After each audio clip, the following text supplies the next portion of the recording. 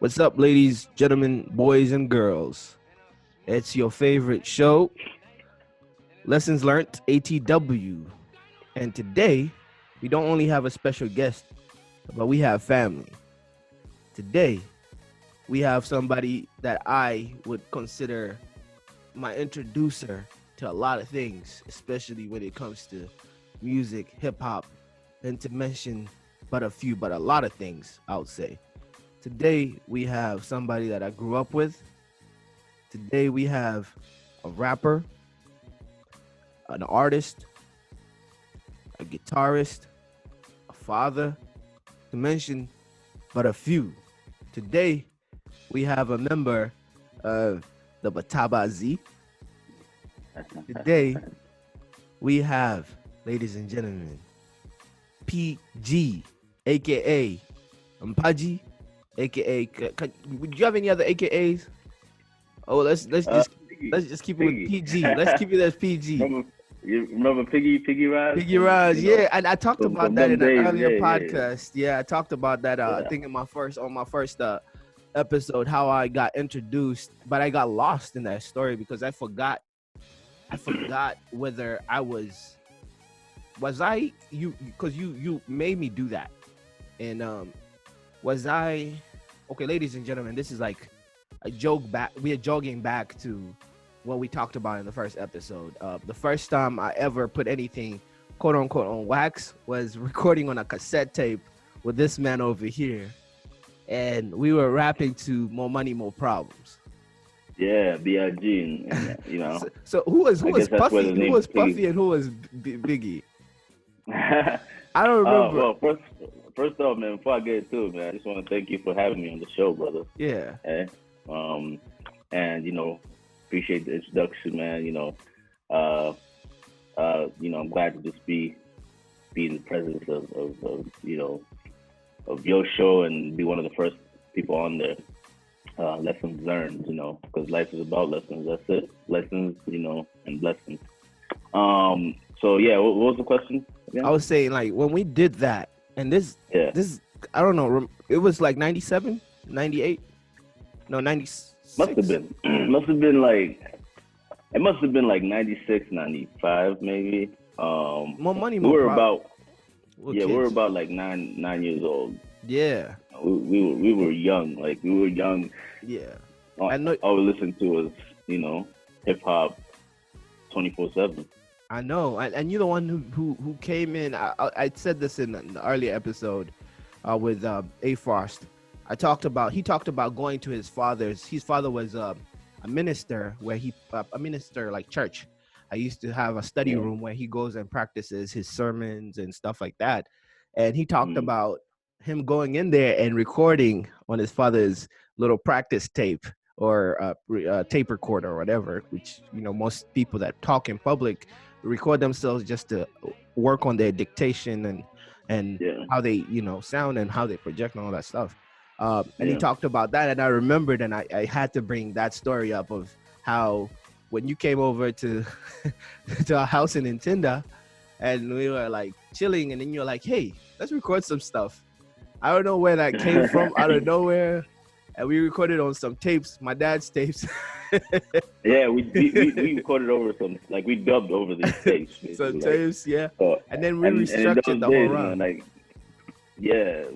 The tapes were like, we didn't have a beat. That's the crazy thing. It's just like we were just, it was a cappella, and we, I don't even know where those tapes are or where that tape would be right now, but somewhere, lost in the sauce somewhere. But it was just young kids in Uganda just being hip hop heads, I'd say. I agree, man. Look at us now, man, and look at the road, the journey that we took, and how that journey started. From BIG to, and I talked about how I was at that time. I was so intrigued with. But before I was introduced to the infamous Mobb Deep album, I said Will Smith was my favorite rapper. To most people, that was corny, but to me at that time, I thought he was cool as hell because he was in the Men in Black movie. He had put Yeah. out just getting jiggy with it, and now that I got when I started getting into high school, and everybody's like, "Yo, that shit's corny," and of course, but it was just that's my beginning, and I'm not afraid, I'm not ashamed of it. But we No, all have not our at own all. inception. We all have a starting point. That was my introduction was Mob that Deep. Mob Deep, and that's a weird dynamic. Mob Deep and Will Smith, just a guy who doesn't cuss on a microphone, and a person that is these two people that are super aggressive, punch you in Yeah. your face, stab your brain, you stub your whatever with your. I can see it inside your face. You're in the wrong place, Scott. You get your whole body laced up with bullet holes and such. Yeah. And I'm like, what the hell? I didn't even know what to talk about. So, Yeah, man. official Queens, is it official Scared to Queensbridge run, scared to look. You murderers. sure? Yeah, Yeah, because they know such thing as halfway way crooks. crooks. I mean, I mean, those Infamous were the was my guys, though. stuff. Those were the guys at the time, man. Will Smith, and I'm hearing that he's getting back on. He's gonna hop on Joyner Lucas's joint. Yeah, Um, the title Will Smith, that was an ode to Will Smith. yeah. So that's dope. But like I'd say, man, even though Will Smith didn't cuss, like he had his time. Like he was one of the men of the time, one of the rappers of the time that was, Summertime. making hit songs and making feel good music. You know what I mean? So he knew he didn't have to cuss. But like, at the same time, he ain't come from like, like the rugged New York lifestyle and stuff. Like he's from Philly, which is, Yeah. also pretty aggressive area. But like Right. he decided to take that other route. You know Yeah. what I mean? And there was nothing wrong with that because he Right. made his hit songs, and his songs still get played to this day. Like you hear summertime when Yeah, man. Summertime is a classic. yeah, and He it sounds like a natural aphrodisiac. Yeah, that Kool and the Gang sample is ridiculous. On that, the beginning, dum dum dum dum dum dum, that they used in the Rocky movie. But I go way back with Will. Like I used to remember parents don't just understand, or parents don't just understand. I remember like being, and you guys were like, when I used to go to your house, you guys would watch The Fresh Prince of Bel-Air. Like you had like movies on, we had tapes, we VHS on VHS of like seasons of that. So there's that, and there is when he had that song. Now that I look at the Tesla, I remember when I was a kid, he had a song called just cruising. Ooh, baby, I don't care as long as you take me there. And then he had that car that was driving itself, and then, like now you look at the Tesla, like it's ridiculous, man. And I was like into Will. I don't know why. Even when people were dogging, this is like '99. Wild Wild West. I could not jig with the Wild Wild West. With Drew Hill, we going straight to the Wild Wild West. That's with the Wild Wild West. Once upon a time, man. That's when he kind of got weird for me. I was like, you know what? I like getting jiggy with it. I like Welcome to Miami, even though and the beat goes on. It was just. He progressively, as I got older, got to that point where I realized what he was doing, and he was a machine. And then I think the last time I took a bow out to the Will Smith fan club was just the two of us was cool. And then I was like, okay, I like just the two of us. He's singing about his son and him. That's cool. I'm not messing with the rest. But anyway, moving on from. He did a lot of samples, though. Oh yeah, he did a lot. And you use a lot of samples in your music too. Oh, absolutely. I think we all do. I use samples as well. Absolutely. Some of the previous Batabazi work, but yeah. Right. So if you've just tuned in and you're listening to Lessons Learned, we skipped a few things. Let's talk about listening and watching. I know, listening and watching. If you missed a few things, let's talk about PG's background. Let's talk about who PG is, and let's talk about his history. And by the way, we are working on 2 time zones right now. It's CST right now. It's time check. It's about 5 a.m. in the morning, and over there in Uganda time, what's the time over there? It's 13-17 hours, basically 1 p.m. 1 p.m. in the afternoon on Saturday. So you see how we're trying to make this thing happen, We got to make it happen, man, for the family. So PG, tell us about your history, your background, everything, man. Yeah, basically, PG is basically uh, you know, Ugandan, born, professional, I guess. I have a background in music, background in music production, performance, and instruments as well. I do play guitar, and also acting. I have starred in movies, namely Suburban Kings in 2011 and A Killer Serve in 2016. Independent films that got their accolades in their respective kind of like capacities. And shout outs to Andrew Pilkington, who wrote and directed both these movies. As well as my brother Senti, who co-directed one of the films. Um, also recorded original soundtracks for these films. I also have a clothing brand called Street Costume. It's a streetwear clothing brand, self-explanatory pretty much. And I am a founding member of the Afro hip hop music group Batabazi, which means nomads/warriors in Luganda, my native language.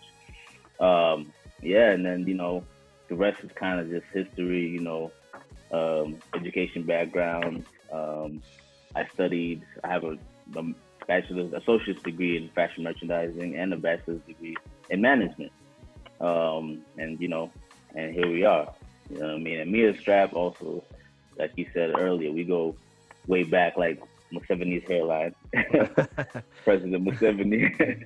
You know what I mean? But oh, like LeBron's hairline. No, my bad. Like LeBron's. I mean, But I think that's he brought his hairline back real quick.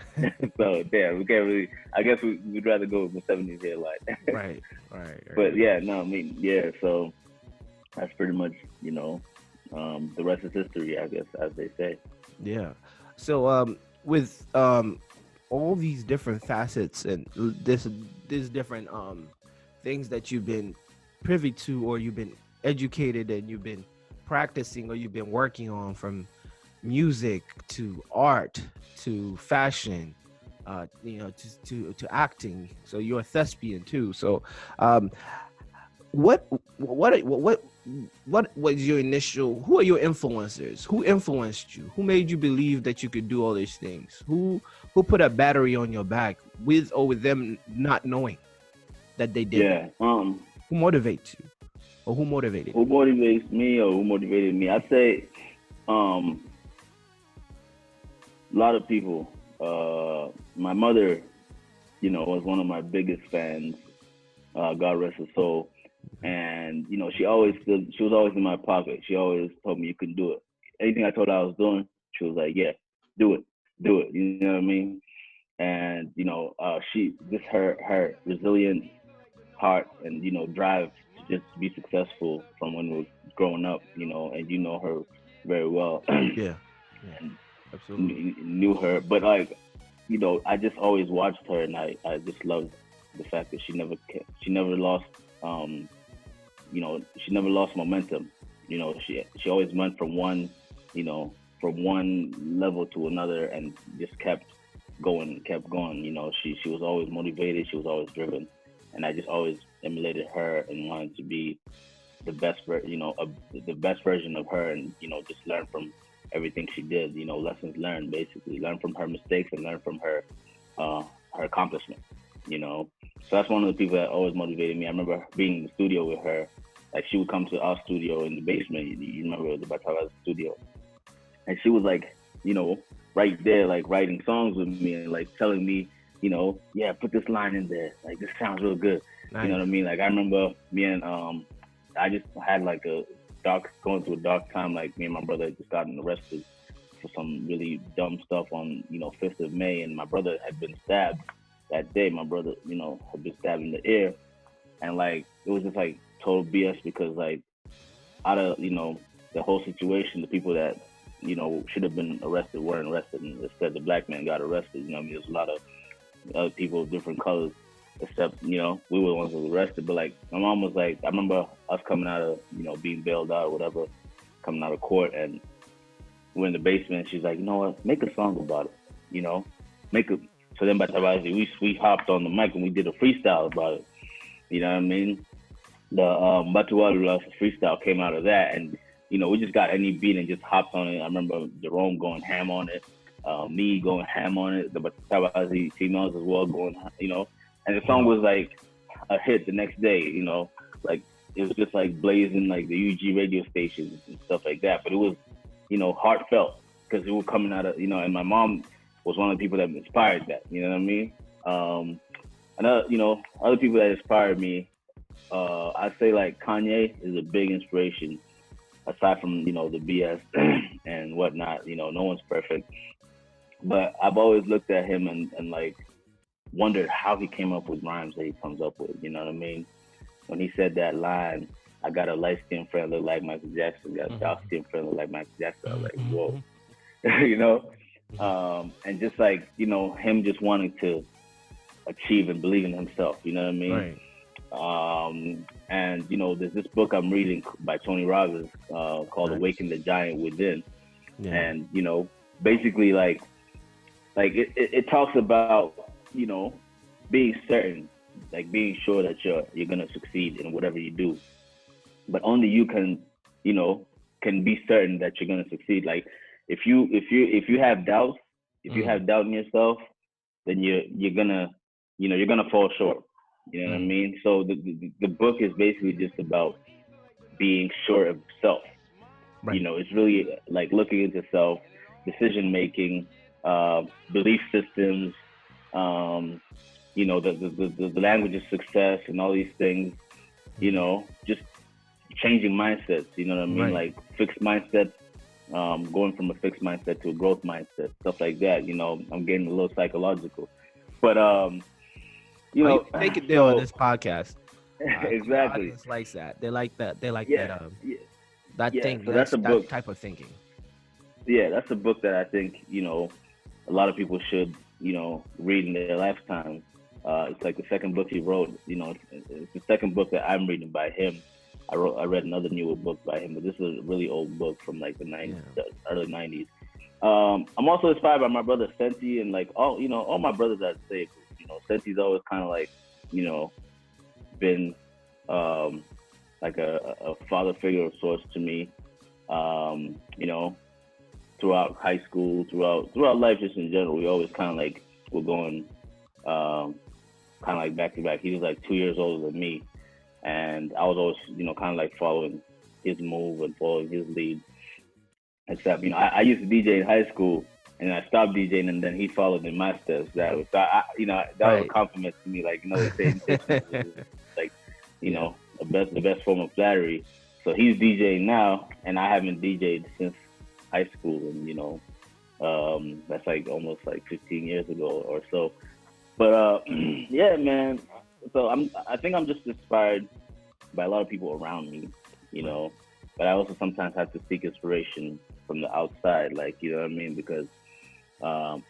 When I wanted to learn how to play guitar, no one in my family really played any instrument.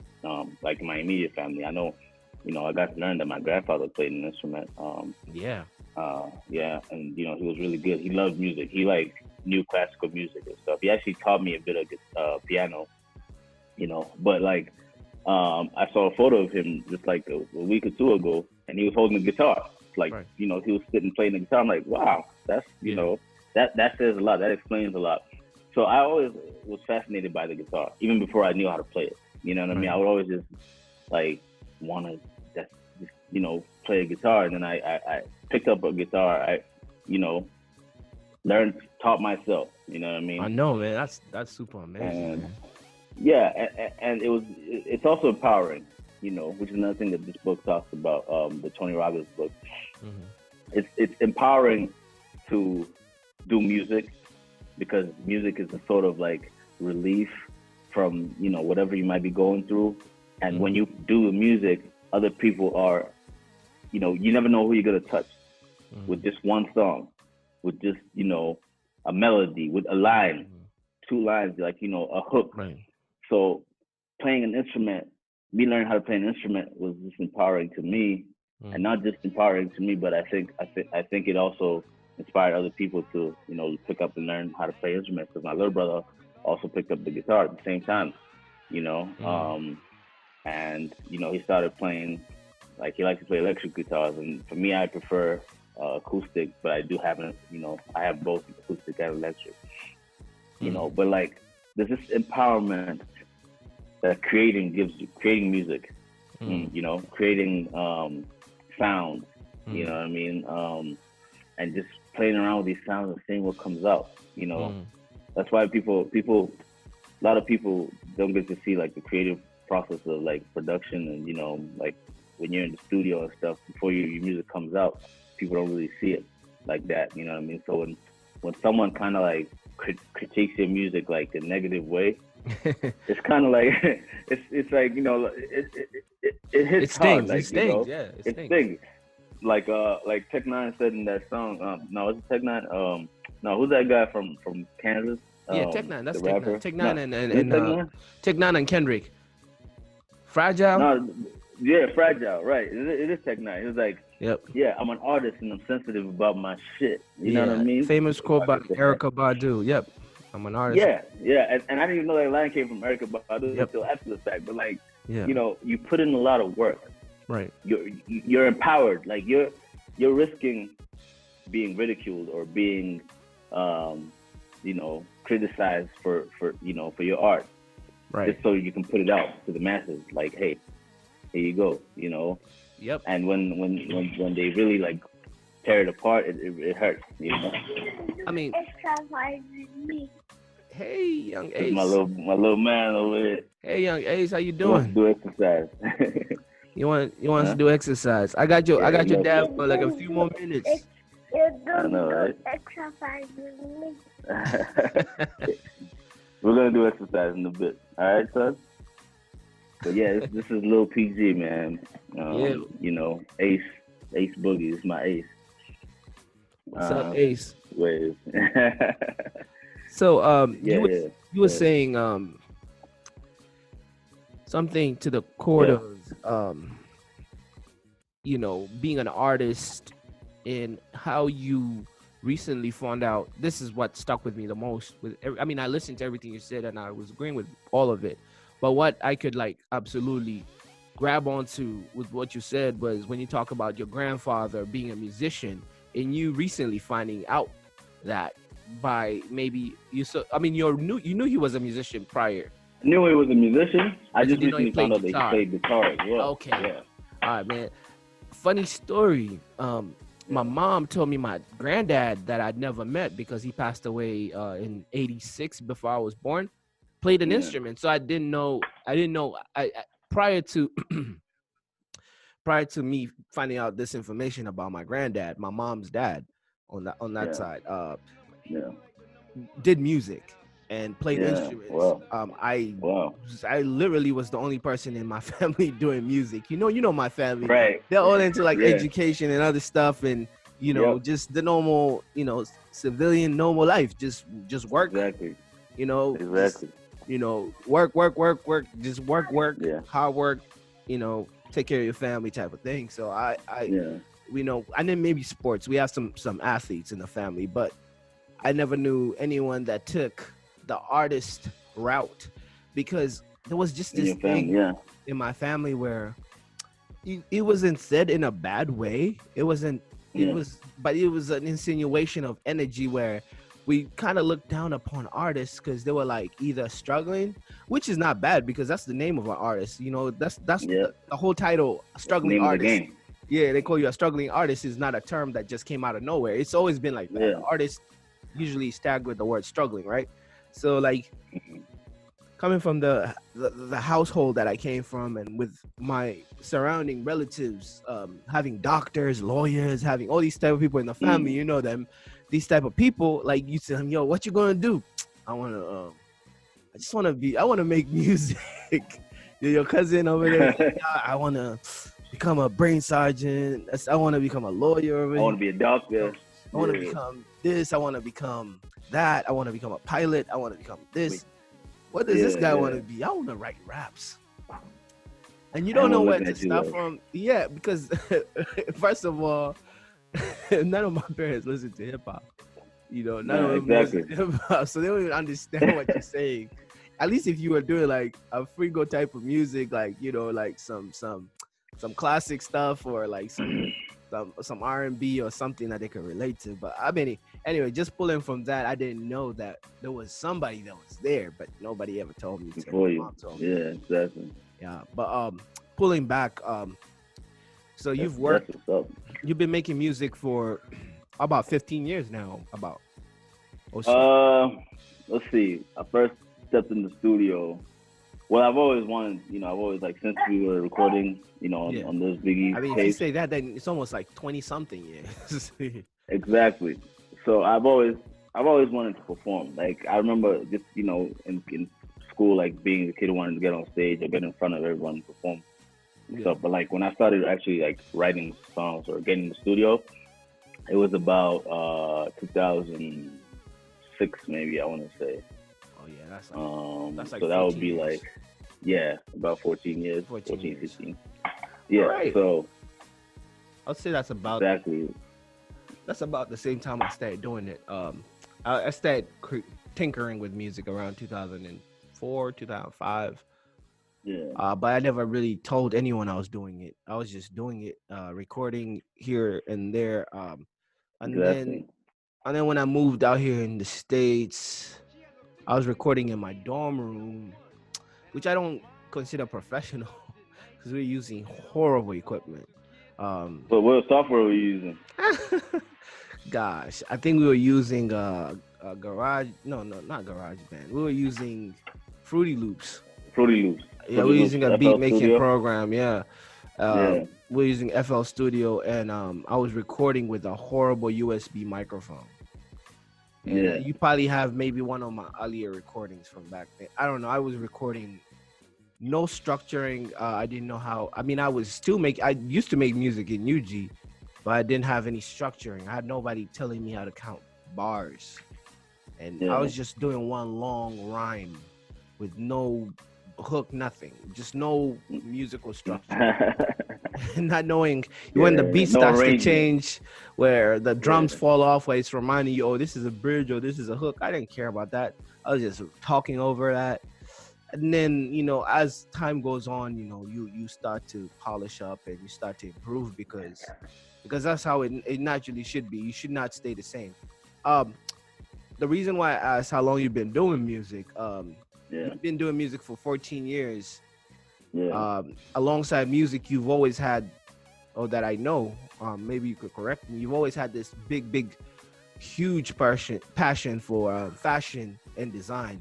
And that's what you went and actually went in school for.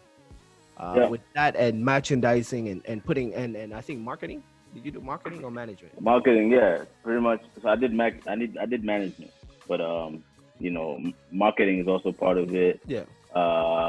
Product management and like the history of fashion as well, which looks into how people got to start wearing clothes, like from like the days when people used to wear these like turbans on their head, and like what baby's clothing were and stuff like that. You go way back into like the early 20th century to like the 2000s. So all that was pretty much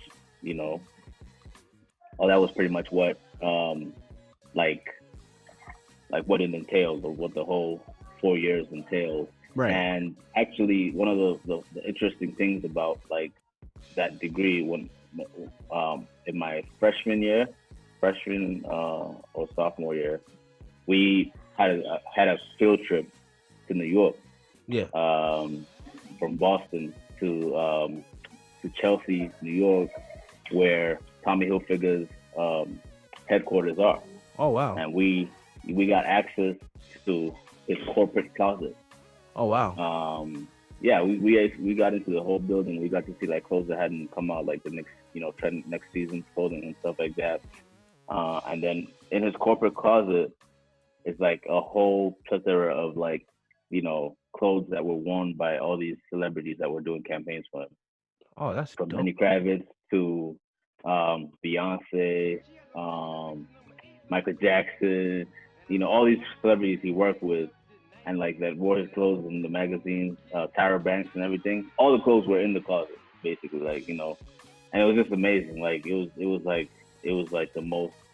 I think one of the pivotal moments in my college career where I was like, man, like I want to be the next Tommy Hilfiger. I don't care if he's racist or not, or he doesn't want black people wearing his clothes. I think Like, that was what that got to do with me? maybe some made up stuff apparently, but I don't know if he actually said. I mean, I remember that in the 90s. I mean, but he said that I think on Oprah. They said he said it on Oprah or something. he said it on Oprah. I'd put it this way, right?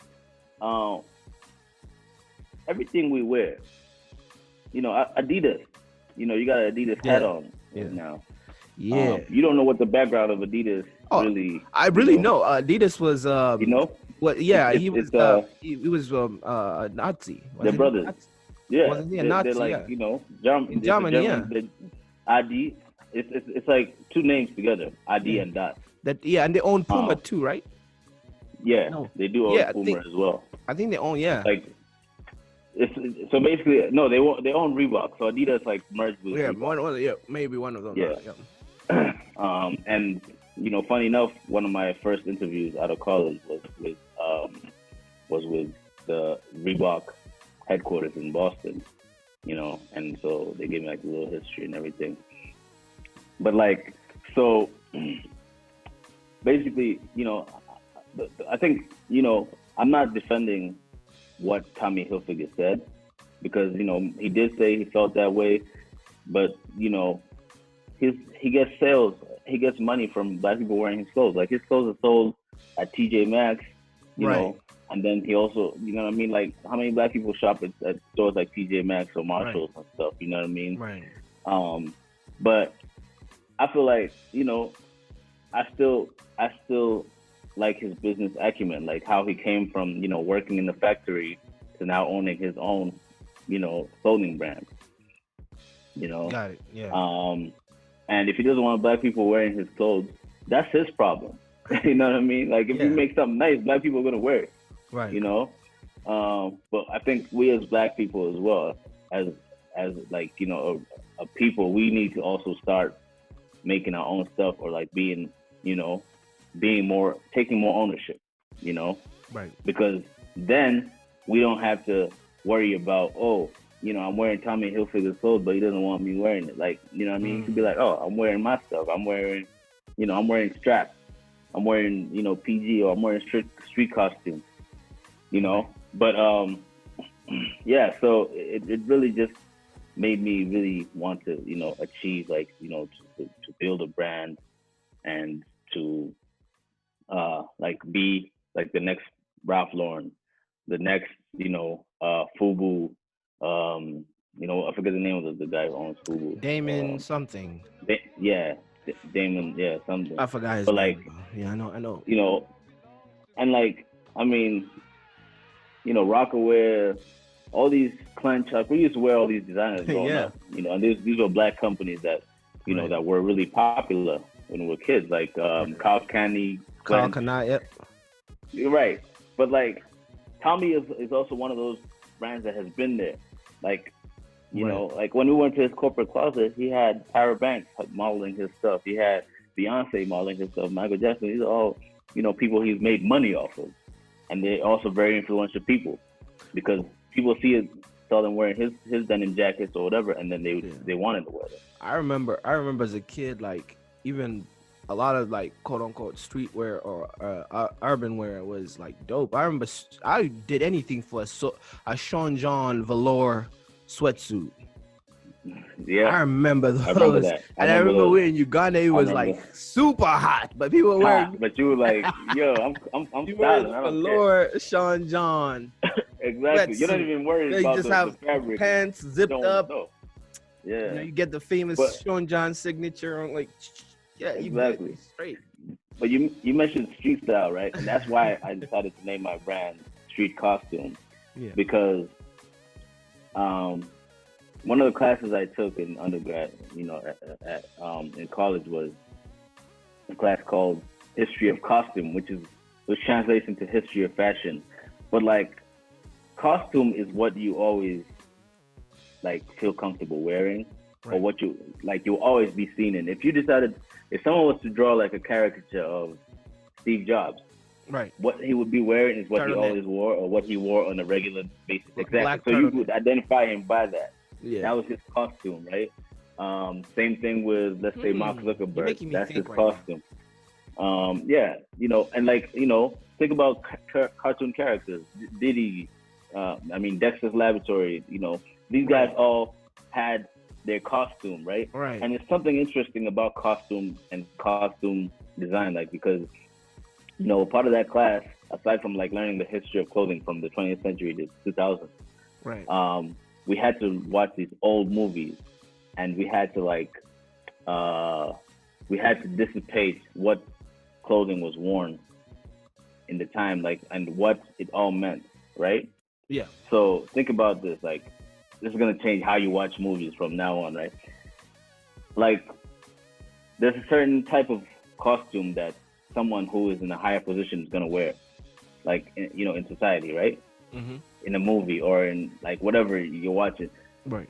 There's a certain status that comes with wearing clothes. Like, that costume is like the costume of someone who, that's what separates, oh, are you lower class or are you upper class? Like, where you are, Absolutely. Yeah. And that's why people want, especially in the hood, they want to dress like they're not, poor, or they're not from a poor background and stuff. Like, we want to forget, you know what I mean, that, Right. we're on food stamps or whatever, Yeah. and then dress like we're, making billions of dollars or $1 million, a year or whatever. Right. Because we want to have that costume like we're an upper, Yeah. we're upper class or whatever. Can I Like take superstars. your statement and also add like just a philosophy to it? Like, I mean, there's already a lot of philosophy into it that you're saying about the ideology of how costume or clothing gives us self-esteem. It boosts your confidence.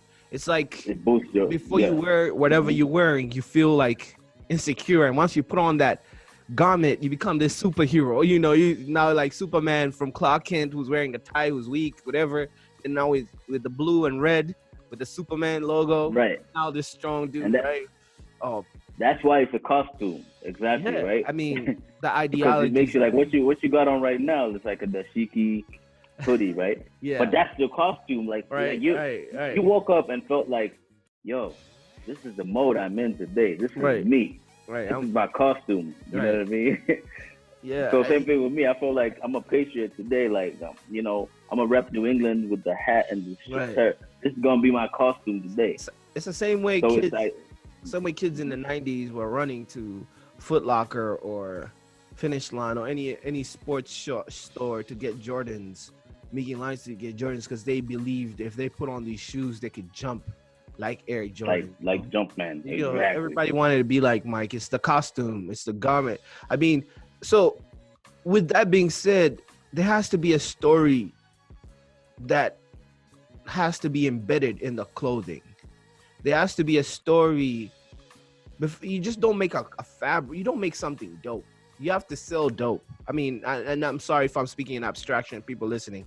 I'm saying if you just sit down and start to sew something together, start to seam something together and stitch something together, it doesn't become dope unless it's on someone who's dope. And then that builds a story on the garment. And that's why some of these brands like Tommy Hilfiger, Calvin Klein, they have stories because famous or not people that are looked at as superheroes put these things on, and they already kind of like endorsed them and then gave these things superpowers. So when you're going out there to purchase them, you think you're getting a little bit of that superhero DNA. You're purchasing it because you saw how this person rocked it, or and that's crazy. I never thought about that type of philosophy when it comes to picking up something that I need to wear. I just and I wouldn't say I'm a hype beats. Where I just buy the most popular thing. If the Jordan 11s are coming out, everybody's getting I got to get it too. I don't want to be left out or whatever. But I'm never that, because ever since I turned like 30, I've been living by a theory called open to anything, attached to nothing, where I can I feel like ever since I turned 30, I have had the strongest control over myself. Strongest control over myself, meaning that there's nothing no one can hold hostage over me. Yeah. Meaning that I can get my most valuable item and give it out for free, and not feel any way about that, and not feel like, man, I can, if I'm giving charity out, I'll get my old shoes or my old clothes. No, I'll give you my new stuff that I spend the most money, because I don't want that to hold me hostage. The only thing that maybe now that can hold me hostage is because I've joined this new club, which is parenthood.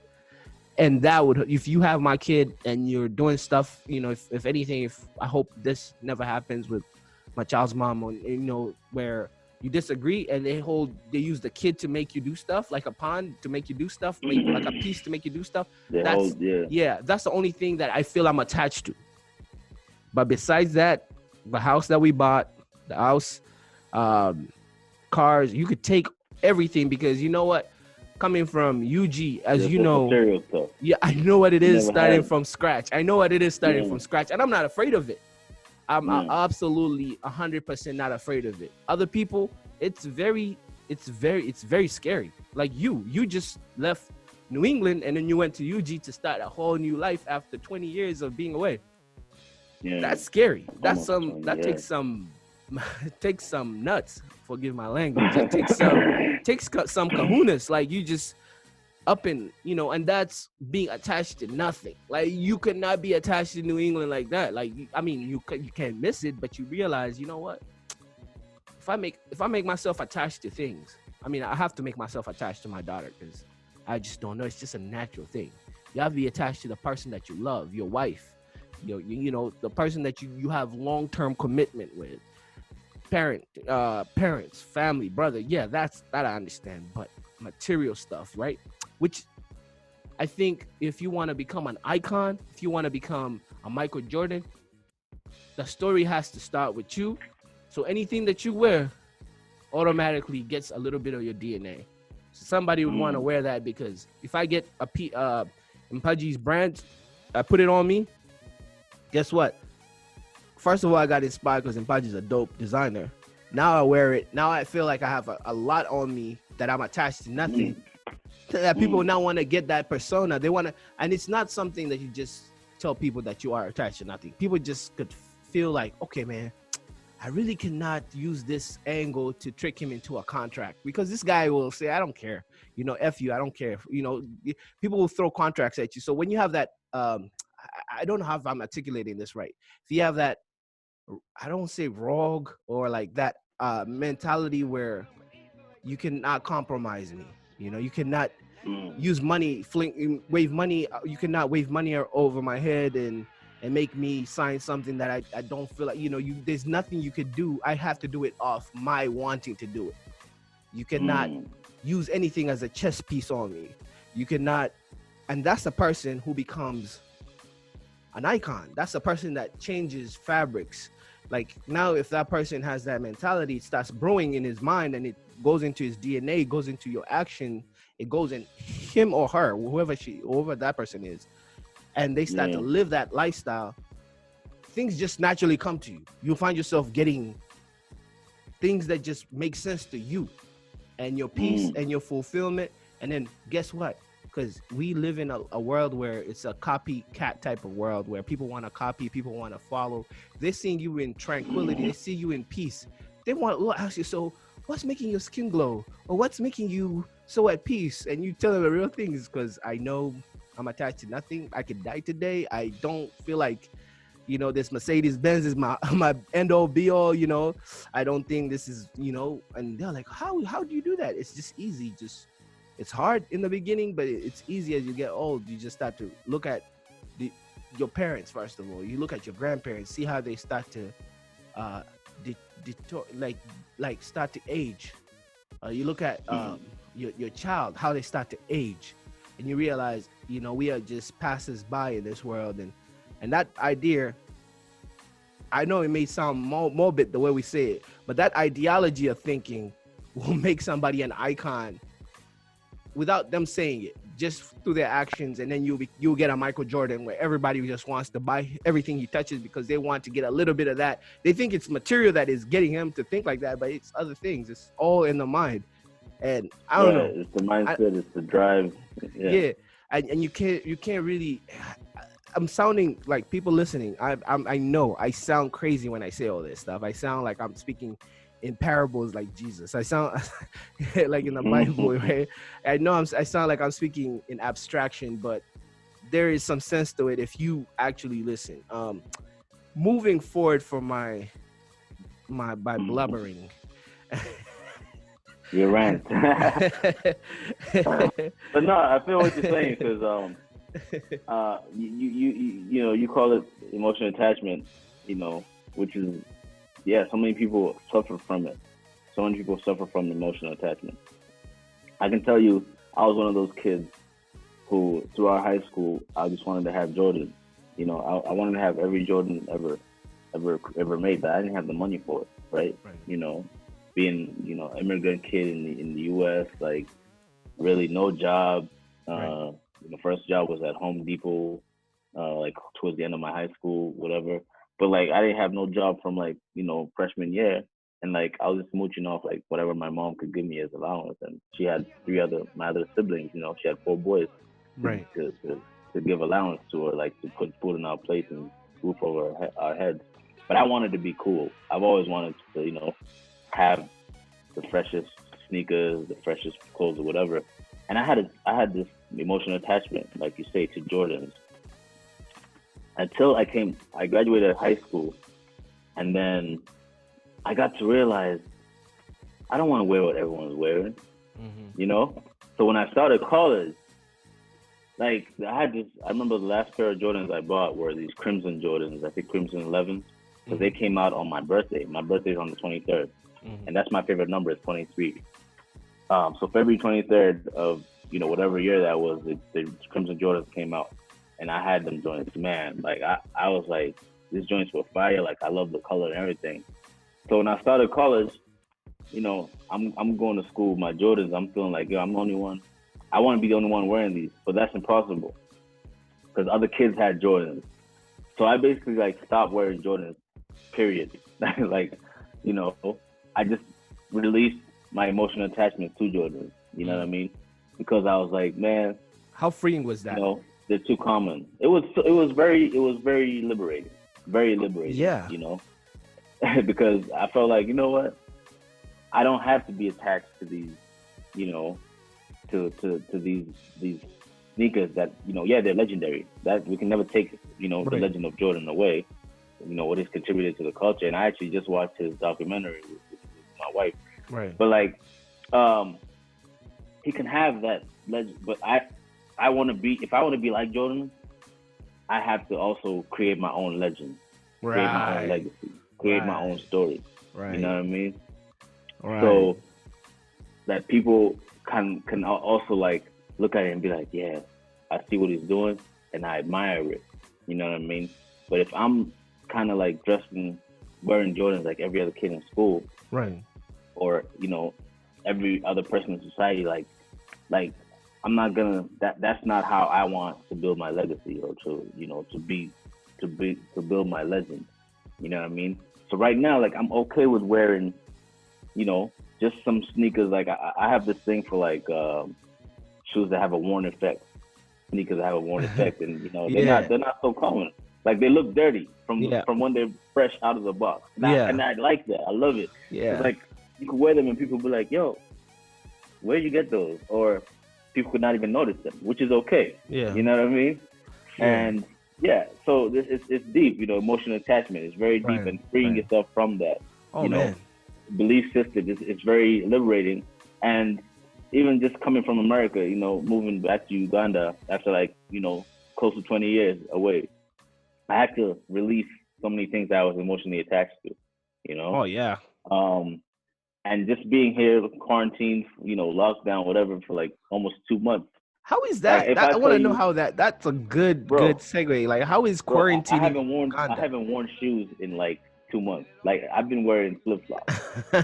That's how quarantine in Uganda is. You know what I mean? I haven't had to wear shoes. But Like, your bro. quarantine is a little different from everyone that is living in the. I mean, not everyone. I mean, most of the people that I know that are living in the States in a small little apartment, and they have very little grass to see outside. Maybe they have everything is pavement, concrete. They don't get to see trees.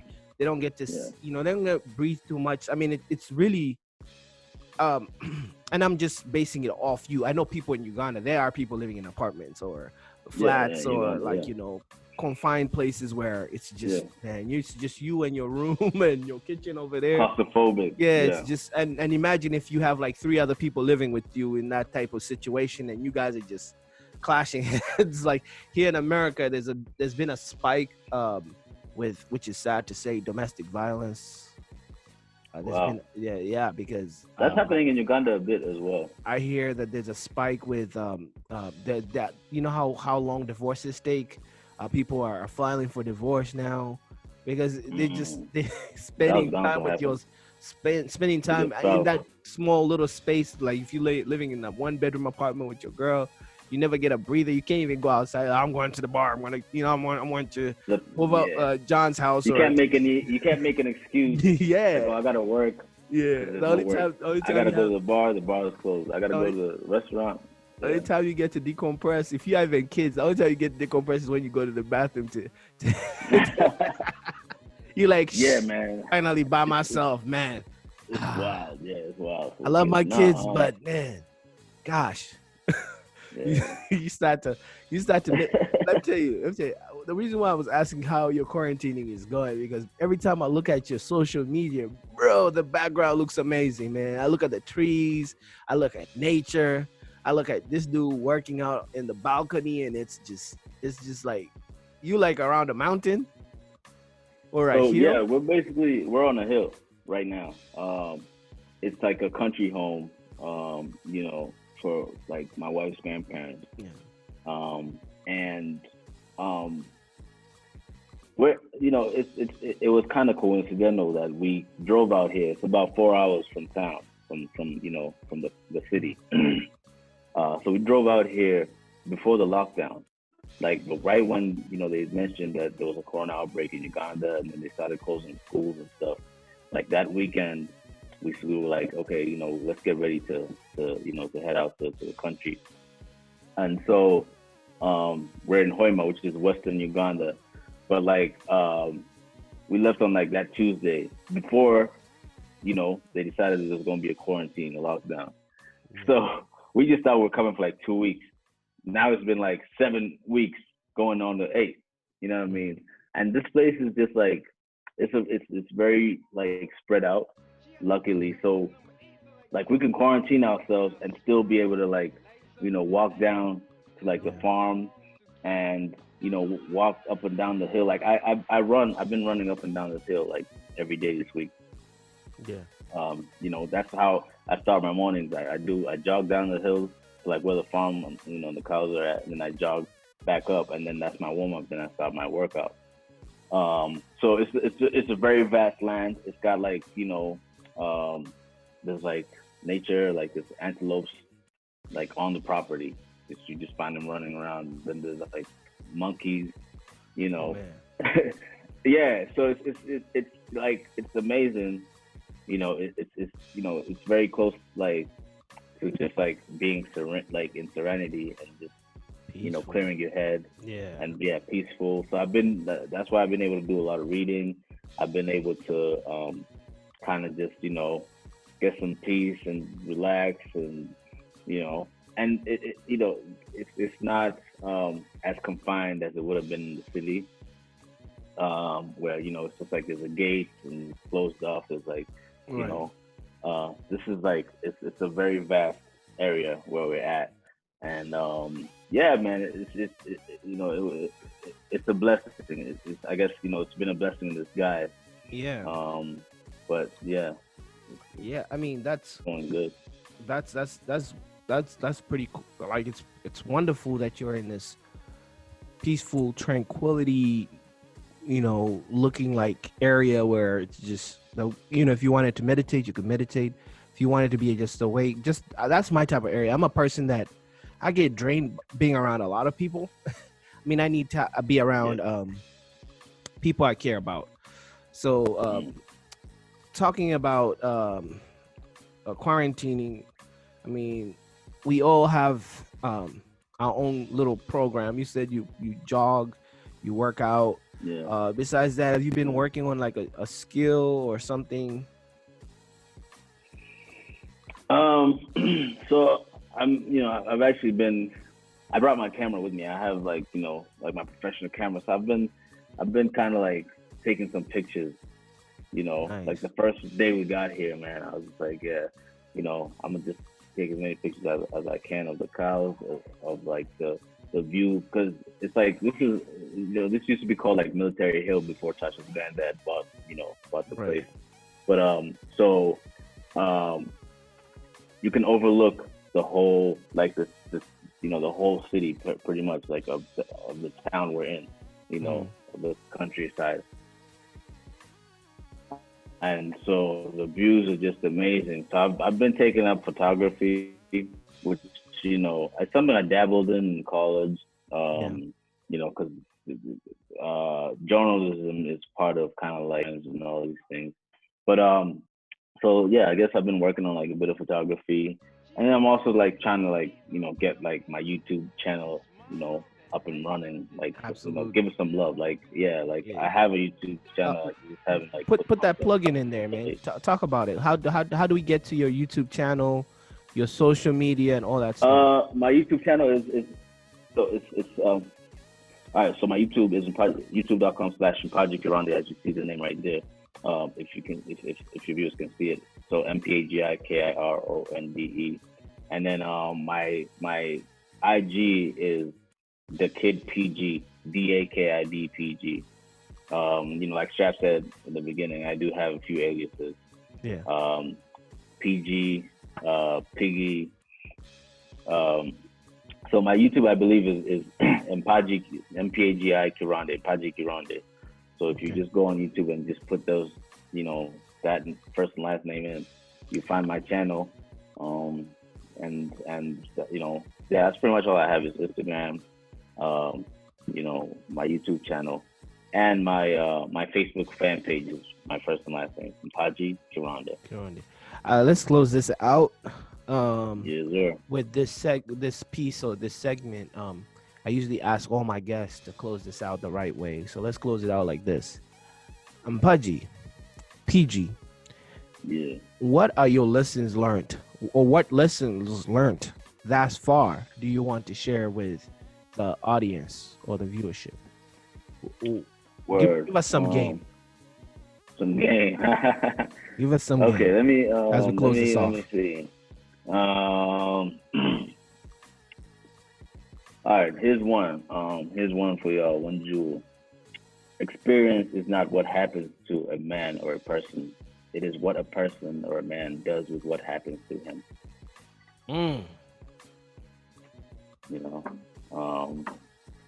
So let that sink in. I'm still letting it marinated. I'm like, that's that was heavy. Yeah, that that's was from nice, this book nice. I was reading. Nice. The author is Aldous Huxley.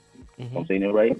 And then I'll give y'all one more. And this was from Pastor T.D. Jakes. Who's, someone I really he got his game. Like listen to. He got a mad game. He said, "You never get to be a master of your life because the courses keep changing."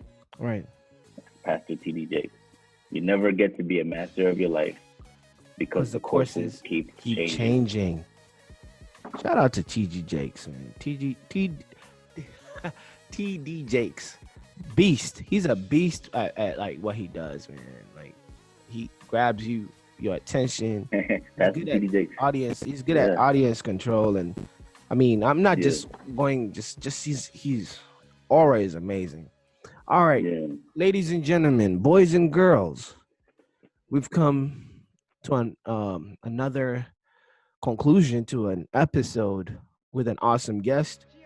I would like to thank my official, unofficial sponsor, Essential Water. They don't know that they're my sponsor, but they are my sponsor because You drank it. Drank it, and Mandem has them. Mandem has them as